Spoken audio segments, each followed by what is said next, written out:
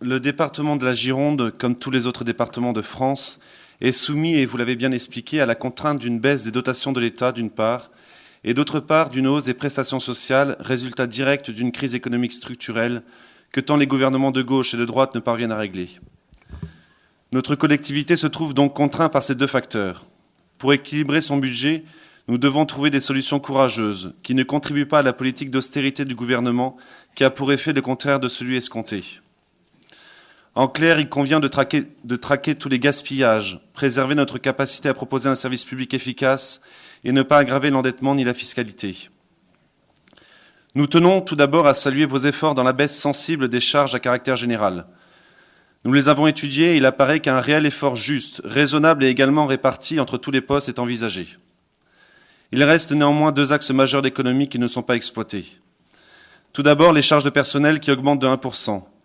La CRC avait pourtant demandé d'exploiter les marges de manœuvre que vous aviez dans le non-remplacement des agents partant à la retraite.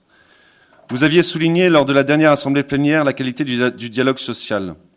C'était avant l'interview de l'un des principaux syndicalistes du département dans le journal Sud-Ouest, article qui a d'ailleurs disparu du net, dans lequel il déclarait, entre autres, que des anciens maires socialistes étaient recasés suite à des élections municipales perdues.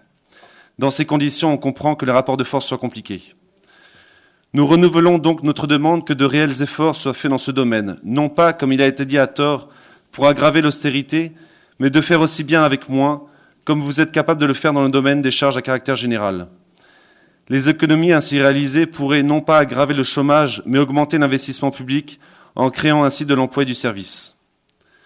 Dans le domaine de l'allocation du RSA, que nous trouvons tout d'abord sous-estimé dans ce budget et qui risque fort de faire l'objet de nouvelles décisions modificatives en 2016, vous affirmez une nouvelle fois qu'il paraît difficile de réaliser des économies. C'est ignorer encore une fois l'ampleur de la fraude sociale. Les exemples sont nombreux, j'avais eu l'occasion d'en donner un, mais aussi le maire de Pauillac qui a publiquement déclaré samedi dernier dans une réunion de quartier que de nombreux jeunes pouvaient se permettre d'acheter des voitures coûteuses malgré le fait qu'ils étaient allocataires du RSA. Il faut dire qu'il est difficile d'intégrer les revenus du trafic de drogue dans sa déclaration d'impôt. Nous entendons bien les efforts de contrôle que vous voulez mettre en place, mais nous les jugeons totalement insuffisants à l'heure actuelle. D'autre part, M. Darmian nous a assuré lors de la dernière séance plénière qu'il existait un protocole avec la CAF contre la fraude et que nous pouvions en avoir une copie. Je vous en ai donc fait la demande, Monsieur le Président, à laquelle vous m'avez répondu dans une lettre datée du 15 décembre. Vous dites, je cite, « Je vous informe que c'est la CAF qui assure le contrôle de l'ensemble des prestations familiales qu'elle suit, selon le modèle national du data mining porté par la Caisse nationale des allocations familiales, qui s'appuie sur un croisement mensuel de données sur des dossiers sélectionnés présentant une probabilité de risque d'anomalie. En ne répondant pas à ma demande, doit-on comprendre que ce protocole n'existe pas? Cette rigueur de contrôle est un impératif de justice sociale. Nous attendons des mesures fortes et indispensables dans ce domaine. À ces deux grands axes majeurs d'économie, il faut ajouter vos choix tout autant dogmatiques que nos refus dans les domaines de la coopération décentralisée, dans l'accueil, la formation professionnelle, linguistique, le transport et l'hébergement des clandestins, soit directement, soit par le subventionnement d'associations directement impliquées.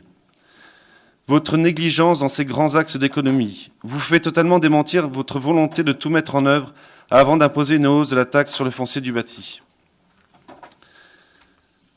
Nous étions au conditionnel lors du débat d'orientation budgétaire. Nous sommes maintenant à l'affirmatif. Le recours au levier fiscal sera nécessaire. Selon nos calculs, il sera au moins équivalent à la hausse de 3,5% que vous avez votée cette année, et probablement bien supérieure. Comment peut-on envisager une nouvelle hausse fiscale qui s'ajoutera à toutes les précédentes qui ont été quasiment ininterrompues ces dernières années, alors que le niveau de vie des Girondins ne cesse de baisser? À la hausse d'impôts vient s'ajouter une hausse de la dette qui nous interroge directement sur l'avenir de cette collectivité et sur vos ambitions. Quand comptez-vous cesser l'endettement? Nous sommes en effet en train de manger notre pain blanc, puisque même si nous sommes largement en dessous du seuil d'alerte, pourtant nous y arrivons rapidement avec une dette qui nous coûte, même si les taux sont bas, 17 millions par an. D'ici la fin du mandat, nous n'aurons plus la capacité de raisonnablement nous endetter davantage. Le contexte économique de notre pays, au moins jusqu'en 2017, restera au stade du marasme actuel. Quels sont donc vos projets dans votre politique d'endettement sur les 10 ans à venir, à moins d'espérer l'alternance politique de cette Assemblée aux prochaines élections et ainsi refiler la patate chaude à d'autres? La troisième conséquence néfaste pour le département, c'est celle de la baisse de l'investissement. En plus de la non prise en compte de l'inflation qui déprécie mécaniquement notre capacité à investir, s'ajoute, je l'apprends dans cette délibération, et comme quoi avec vous nous ne sommes jamais au bout de nos surprises, une baisse de 15% de l'investissement depuis 2013. Vous le niez en sortant des chiffres, ceux de la LGV et le contrat PPP Solidarité 2013, qui pourtant ont participé à l'activité des travaux publics en Gironde.